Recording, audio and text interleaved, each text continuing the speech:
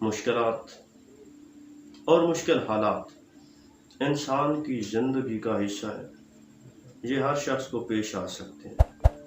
اگر ہماری زندگی میں مشکل حالات چل رہے ہیں، اگر ایسے واقعات ہمیں پیش آ رہے ہیں جو نامناسب ہیں، تو ہمیں کم از کم نامناسب جذبات سے کام نہیں لینا چاہیے، کیونکہ بے صبری مشکلات کو کم نہیں کرتی، بلکہ صبر کے ذریعے ہم مشکل سے مشکل وقت کو بھی اچھے طریقے سے گزار سکتے ہیں۔